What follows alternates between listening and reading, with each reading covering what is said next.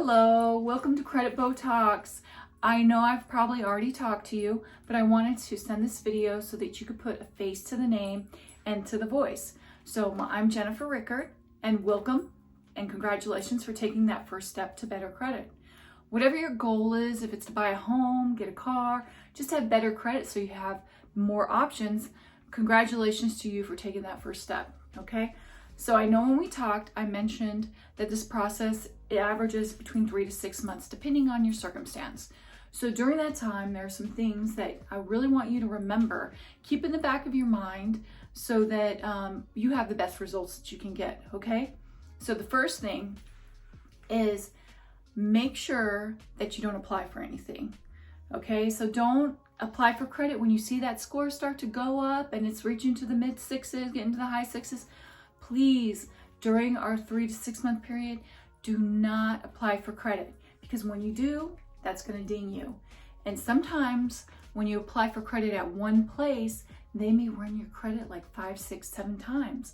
So we don't want that. We don't have to want to worry about seeing the score go down, okay? The next thing is make sure you pay your bills on time.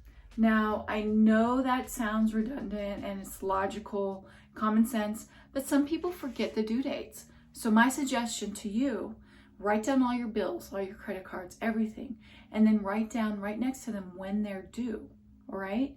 And then for an alarm, and actually schedule it 3 days before it's actually due, okay? And then if you do that and you pay it 3 days before it's actually due, you don't have to worry about it getting to the place late. The next thing is don't cosign. So every time you cosign, now you're going to be liable for that debt. And it's also going to affect your utilization rate depending on what the debt was. It has a lot of things that can impact your score. So it's really important just during this time not to cosign for anybody on any loans. Otherwise, all the work that we're putting in, it's really not going to move your score where we want it to move because you have things that are going to be pushing it back. Pay your card balances down to less than 25%. So I know the whole point of you being here to get good credit is because maybe you can't afford some things. Maybe you can't afford to pay your balances down. But believe me, as you are making progress on paying them on time, if you don't use them during our time, you will get below that 25%.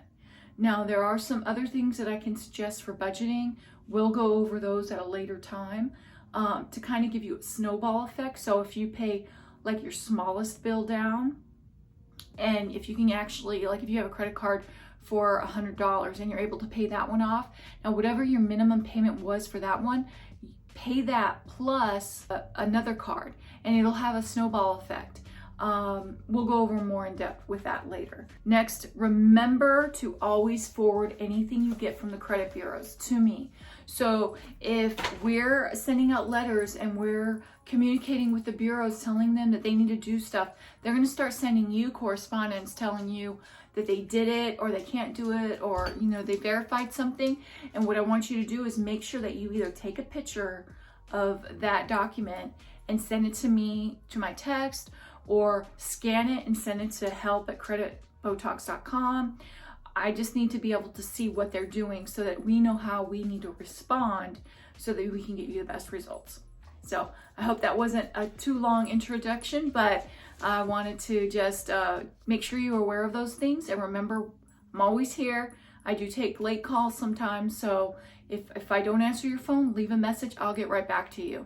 All right, congratulations again, and I'll talk to you soon.